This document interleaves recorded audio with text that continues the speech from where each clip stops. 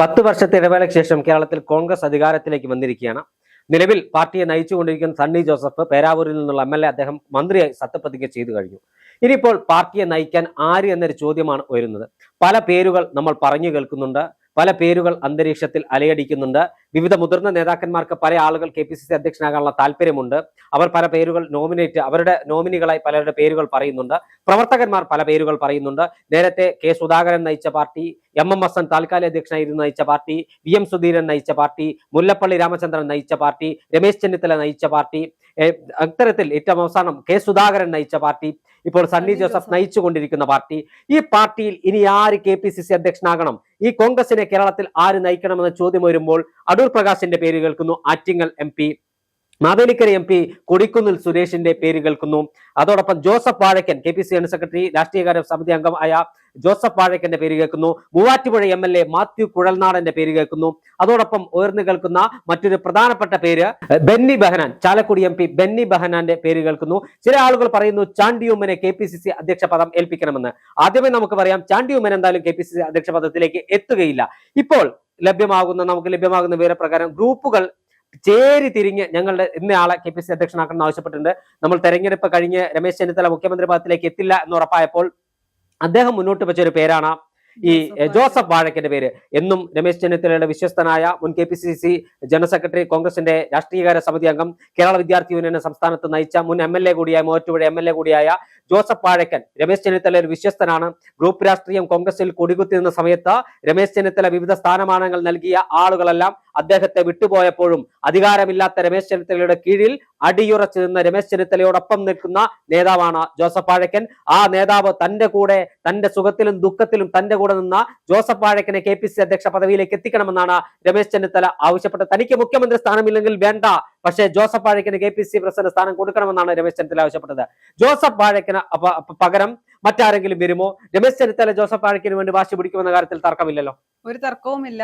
മുൻപ് നമുക്ക് ആദ്യമേ അറിയാമായിരുന്നു, UDF അധികാരത്തിൽ വരികയാണെങ്കിൽ സണ്ണി ജോസഫ് നിലവിൽ KPCC പ്രസിഡന്റ് ആണ് എങ്കിൽ അദ്ദേഹം മന്ത്രിയാകും. അപ്പോൾ സ്വാഭാവികമായും KPCCക്ക് പുതിയൊരു പ്രസിഡന്റ് ഉണ്ടാകേണ്ട ഒരു സാഹചര്യം വരും.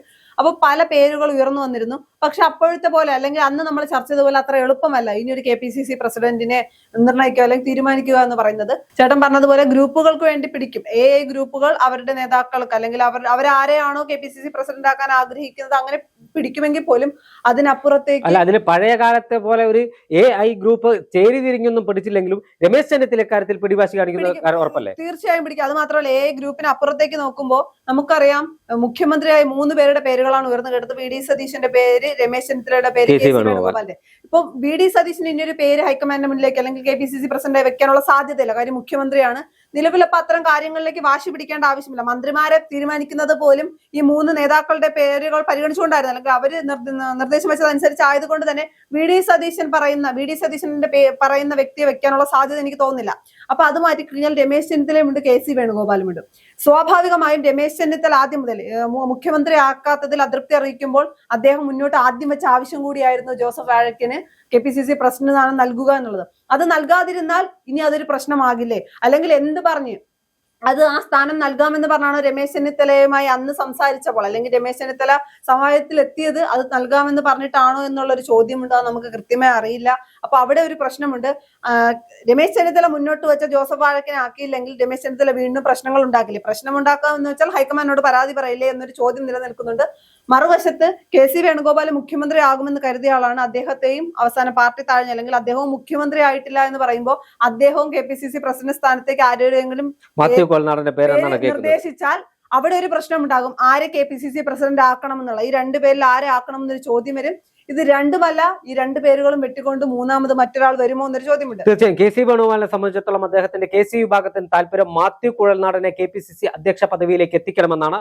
മൂവാറ്റുപുഴ MLA മാത്യു KPCC അധ്യക്ഷ പദവിയിലേക്ക് താരതമ്യേന ജൂനിയറാണ് മാത്യു KPCC അധ്യക്ഷ പദവിയിലേക്ക് എത്തട്ടെ എന്നാണ് KC വിഭാഗം പറയുന്നത്.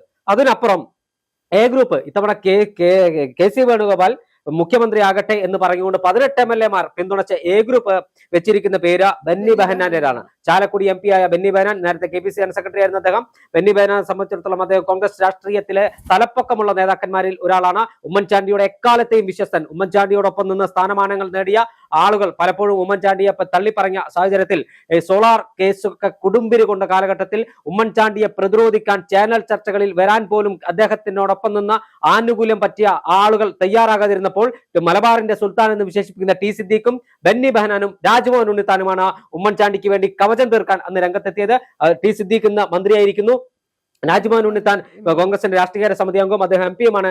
ചാലക്കുടി MP ആയ ബെന്നി ബെഹനാനെ KPCC അധ്യക്ഷ പദവിയിലേക്ക് എത്തിക്കണമെന്നാണ് എ ഗ്രൂപ്പ് ആവശ്യപ്പെട്ടിരിക്കുന്നത്. എ ഗ്രൂപ്പിന്റെ ഈ ആവശ്യം നടക്കുമെന്നും നമുക്ക് പറയാൻ കഴിയില്ല. പക്ഷേ ബെന്നി ബെഹനാൻ പ്രഥമ പരിഗണനയിലുണ്ട് എന്ന് തന്നെയാണ് നമുക്ക് ലഭ്യമാകുന്ന ഒരു വിവരം. പിന്നെ അത് മാത്രമല്ല, സാധാരണക്കാരായ ജനങ്ങൾ പറയുന്ന ഒരു പേര് എന്ന് പറയുന്നത് ചേട്ടൻ ആദ്യം പറഞ്ഞതുപോലെ ചാണ്ടിയുമ്മന്റെ പേരാണ്. ചാണ്ടിയുമ്മൻ KPCC പ്രസിഡന്റ് ആകുമെന്ന് ഞാൻ പറയുന്നില്ല. പക്ഷെ ചാണ്ടിയുടെ പേര് പറയാൻ മറ്റൊരു കാര്യം കൂടിയുണ്ട്. മന്ത്രിസ്ഥാനം നൽകണമായിരുന്നു, മാതൃകയായ സ്ഥാനാർത്ഥിയായിരുന്നു, എന്നിട്ടും മന്ത്രിസ്ഥാനം നൽകിയില്ല, ചാണ്ടിയെ തഴഞ്ഞു. അപ്പോൾ കോൺഗ്രസ് പാർട്ടിയിൽ സാധാരണഗതിയിൽ എന്തെങ്കിലും ഒരു സ്ഥാനത്ത് നിന്ന് ഒരാളെ തഴയുകയാണെങ്കിൽ അല്ലെങ്കിൽ ഒരാൾക്ക് നൽകാതിരിക്കുകയാണെങ്കിൽ മറ്റെന്തെങ്കിലും കുറച്ചൊരു കോംപ്രമൈസ് ആയിരിക്കുമല്ലോ. അപ്പൊ അങ്ങനെയാണെങ്കിൽ KPCC പ്രസിഡന്റ് സ്ഥാനം നൽകിക്കൂടെ എന്ന് സാധാരണക്കാരായ ജനങ്ങൾ ചോദിക്കുന്നുണ്ട്. അതുപോലെ തന്നെ ഷാഫി പറമ്പിലിന്റെ പേര്, അത് യുവാക്കൾ, യൂത്ത് കോൺഗ്രസിൽ അടക്കമുള്ള ആളുകൾ ഷാഫി പറമ്പിൽ പ്രസിഡന്റ് ആകട്ടെ, ഒരു യൂത്ത് എന്ന നിലയിൽ ഷാഫി വരട്ടെ, ഷാഫി MP ആണ്, നല്ല രീതിയിൽ എല്ലാ തെരഞ്ഞെടുപ്പിനെയൊക്കെ നന്നായി കോർഡിനേറ്റ് ചെയ്യുന്ന ആളാണ്.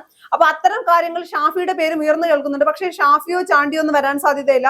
പിന്നെ കൊടിക്കുന്നിൽ സുരേഷിന്റെ പേര് പറയുമ്പോൾ അത് കോൺഗ്രസിന് ഒരു രണ്ട് രീതിയിലാണ് ആ ഒരു കൊടിക്കുന്നിൽ സുരേഷിനെ എടുക്കുക. അല്ലെങ്കിൽ KPCC ദളിത് മുഖമാണ് അദ്ദേഹം. ദളിത് മുഖമാണ്. അപ്പൊ ദളിതർ ഞങ്ങൾ എല്ലാവരെയും ഒപ്പം കൂട്ടുന്ന പാർട്ടിയാണ് എന്ന് പറയുമ്പോഴും മതേതരത്വമൊക്കെ പറയുന്ന പാർട്ടി കൂടി ആയതുകൊണ്ട് തന്നെ കോൺഗ്രസിനെ മറ്റൊരു തലത്തിലേക്ക് കോൺഗ്രസിനെ കൊണ്ടെത്തിക്കാൻ കഴിയുമെന്ന് ഞാൻ വിശ്വസിക്കുന്നുണ്ട്, കൊടുക്കുന്നിൽ സുരേഷിനെ ആക്കുകയാണെങ്കിൽ. പക്ഷേ കൊടുക്കുന്നിൽ സുരേഷിന് വേണ്ടി സംസാരിക്കാൻ എ ഗ്രൂപ്പും ഇല്ല, ഐ ഗ്രൂപ്പും ഇല്ല, RCയും ഇല്ല, KSയും ഇല്ലാത്ത പക്ഷം കൊടുക്കുന്നിൽ സുരേഷിന്റെ പേര് തഴയപ്പെടാനുള്ള ഒരു സാധ്യതയാണ്. ഹൈക്കമാൻഡ് ഒരു തീരുമാനം, ഒരു ദളിത് പ്രസിഡന്റ് വരട്ടെ തീരുമാനമെടുത്താൽ അത് കൊടുക്കുന്നിൽ സുരേഷിന് അനുകൂലമാകുമെന്ന കാര്യത്തിൽ തർക്കമില്ല. മറ്റൊരു സാധ്യത കൂടിയുണ്ട്. കൊടുക്കുന്നിൽ സുരേഷിനെ ആക്കുകയാണെങ്കിൽ മറ്റൊരു പ്രശ്നമില്ല, രമേശ് ചെന്നിത്തലയുടെ നോമിനിയെ എടുത്തിട്ടില്ല, KC വേണുഗോപാലിന്റെ നോമിനിയെ എടുത്തിട്ടില്ല, എ ഗ്രൂപ്പിന്റെ നോമിനി എടുത്തിട്ടില്ല എന്ന് പറഞ്ഞ പ്രശ്നം സോൾവ് ചെയ്യാൻ പറ്റുന്ന ഒരു സാഹചര്യം കൂടിയുണ്ട്. മറ്റൊരു പ്രധാനപ്പെട്ട കാര്യമുള്ളത് ഈഴവ പ്രാതിനിധ്യം വേണമെന്ന ആവശ്യമുയർത്തി അടൂർ പ്രകാശും ഈ KPCC അധ്യക്ഷ പദത്തിലേക്ക് രംഗത്തുണ്ട് എന്നാണ് മനസ്സിലാക്കാൻ കഴിയുന്നത്. അടൂർ പ്രകാശിനെ സംബന്ധിച്ചിടത്തോളം അദ്ദേഹം കോൺഗ്രസിലെ ഈഴവ മുഖമാണ് എന്ന കാര്യത്തിലൊന്നും ഒരു തർക്കവുമില്ല. നിലവിൽ ആറ്റിങ്ങൽ MP ആണ്. എന്തായാലും കോൺഗ്രസ് രാഷ്ട്രീയത്തിൽ വരും ദിവസങ്ങളിൽ ഇക്കാര്യത്തിൽ ദേശീയ നേതൃത്വം ഒരു തീരുമാനമെടുക്കും. നിലവിലെ സാഹചര്യത്തിൽ KPCC അധ്യക്ഷ പദവിയിലേക്ക് എത്താൻ നമ്മൾ ഈ പറഞ്ഞ നേതാക്കന്മാർ തന്നെയാണ് മത്സരരംഗത്തിലെ ഇവരിൽ ഒരാളാകും KPCC അധ്യക്ഷൻ എന്ന കാര്യത്തിലും തർക്കമില്ല.